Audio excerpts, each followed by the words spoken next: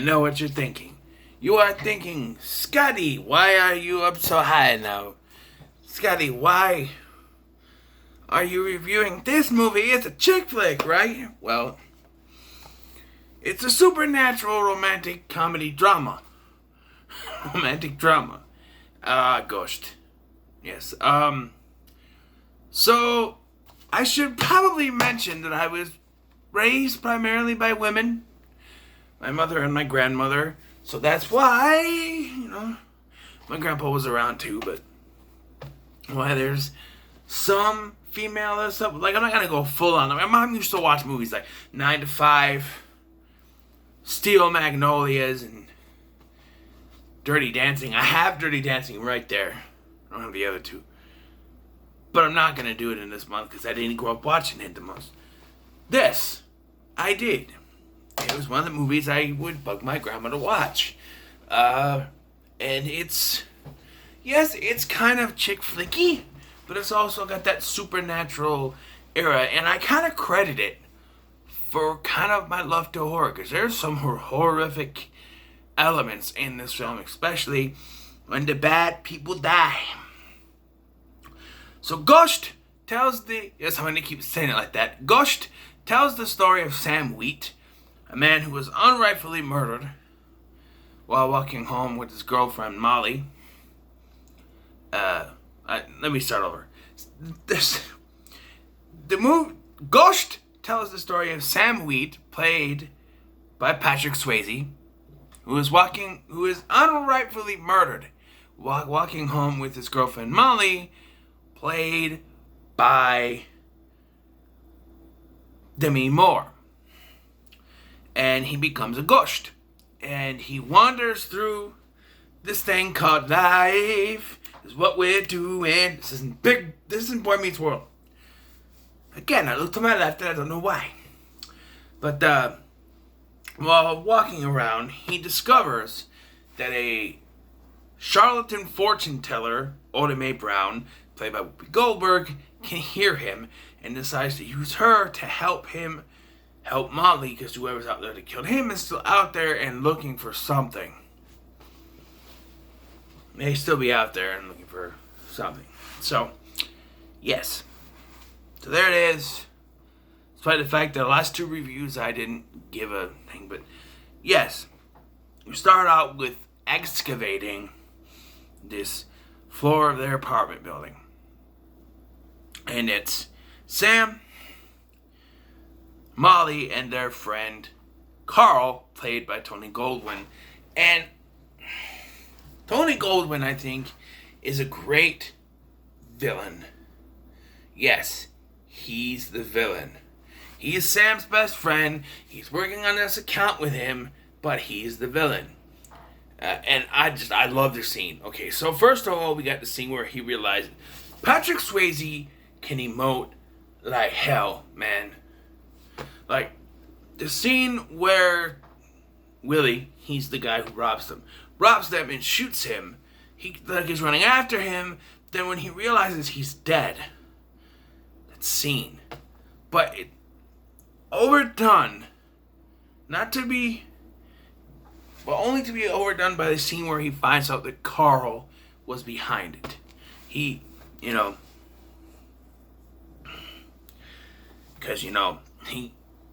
gets the address, Willie's address. And so Carl goes there thinking,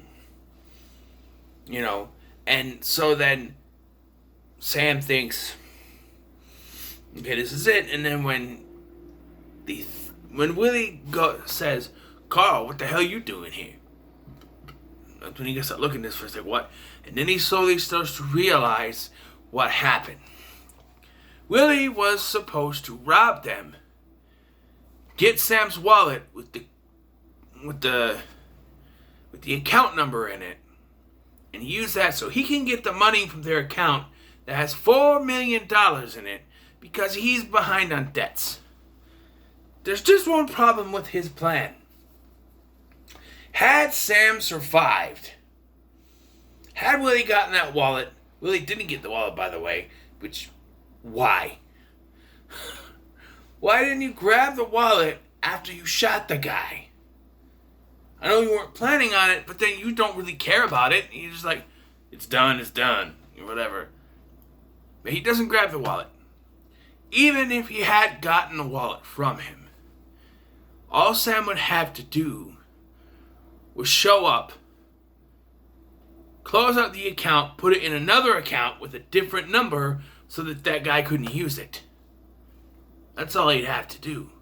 Although then Carl could then be like, okay, well, I think we should both have the number this time. In case. Just in case. But, yeah. Sam dies, and, yeah. So, while rolling around New York City, he ends up in a, subway car where he meets another ghost played by Vincent Chevalier. Right. Leonard from the Dorf. And the monkey. Leonard from the Dorf shorts. The monkey grinder from Batman Returns. And one of the twin dudes from the remake of Escape to Witch Mountain. That's all I can remember him from, really. And this is where he pushing things out of the way, but he's a ghost. So how does he do that? I'll call him back. How does he do that? And that plays into something later. And that's one of the things that kind of, like, they do it a couple times in this movie, where they show us something that's going to play into something later in the film, like this, with him moving the stuff all over the place. That shows, oh, he's going to have to come back to this, so he can do that later. And he does. He shows up, the guy teaches him. We get sort of an idea why this guy died, as it could have been cancer. Because when he uses this thing, he breaks open, and what you never see anymore is a cigarette dispenser. And a bunch of packs of cigarettes fall out, and he's like, oh, and you get the idea, maybe he died of cancer. Who knows? Maybe, the addiction got him. But he teaches him how to do that. It does come in handy. But then the other one. So he goes back to visit Oda Mae Brown because he needs her help. She's not listening to him. There's a whole bunch of people there now. I do want to mention the scene where he does figure this out, that she can hear him, because she's just like trying to do her thing. Someone's talking and she can't see him. Who the hell is that? Whoopi Goldberg is fantastic, by the way. I love Whoopi Goldberg. But yeah, and then you got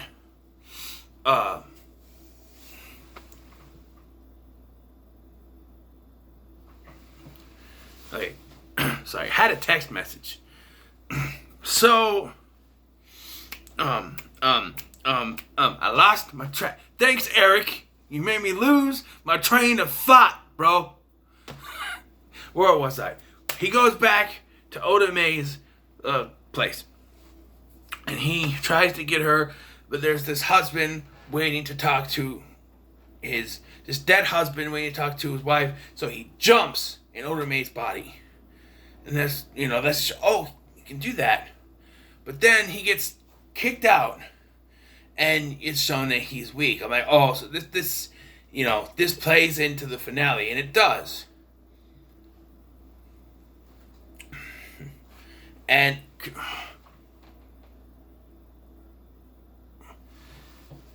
they do have a Blu-ray, dude. It's okay. So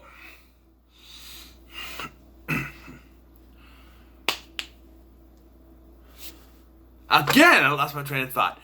So Carl shows up at Molly's place, and he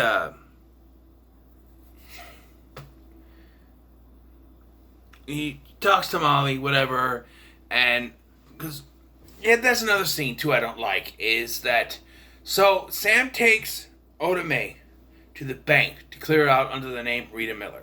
And she cleared it out, but when she's there, Molly shows up. And I felt like that wasn't necessary. I've always felt like that wasn't necessary to have her there. It's just she's just there to draw more suspicion towards Oda Mae. And then Carl shows up to talk to her, and he finds this out, so he sends Willie to the place, and that's when they have to, run away, whatever, and Willie gets away, and yeah, but then Carl tells Sam, because he somehow believes that Sam is now a ghost, and says, I will kill Molly. If I don't get that check, I will kill Molly. You bring the check here by a certain time or I will kill Molly. And so he believes full-heartedly that Sam is a ghost. But yeah, that's kind of thrown away towards the end, but I think I figured it out. But yeah, just he believes. I don't know how he believes, but he believes. And so let's get to the climax here, because I want to talk about this. So the infamous scene, the most infamous part of this film is the Unchained Melody scenes. The one where they're sitting there and she's sculpting the thing and he comes up behind her and gets all gooey and does that. That one. But more famously, I think, is the one towards the end, where Oda Mae allows Sam to get in her body so that they can touch stuff. What we see is Patrick Swayze and Demi Moore rubbing on each other. But what's always in the back of my mind is what it actually is Whoopi Goldberg and Demi Moore rubbing on each other. And I can't help but think that what if Carl just busted in through the door and saw them like up against each other, and he'd be like, keep in mind this was 1990, just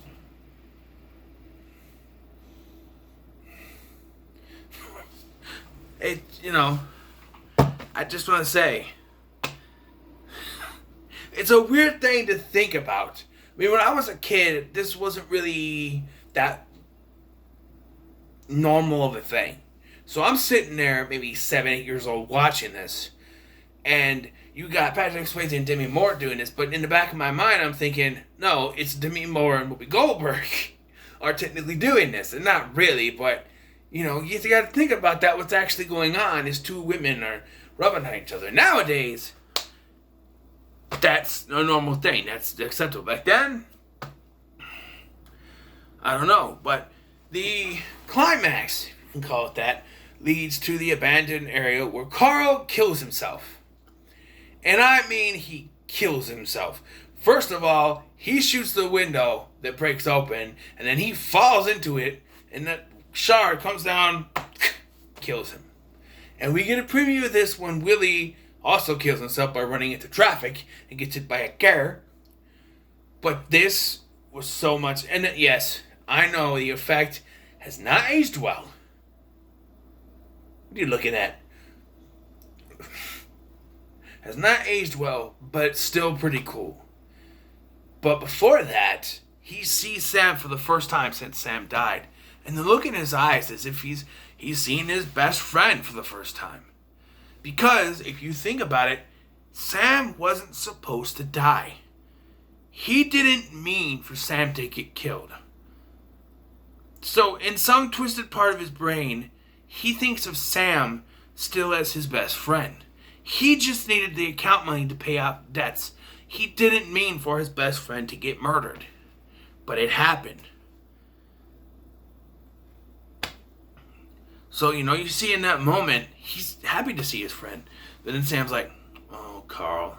And it's when he realizes he's dead, then those things come up and take him away. And then we get the goodbye scene where, they can finally see him and he says goodbye. And, yeah, it's nice.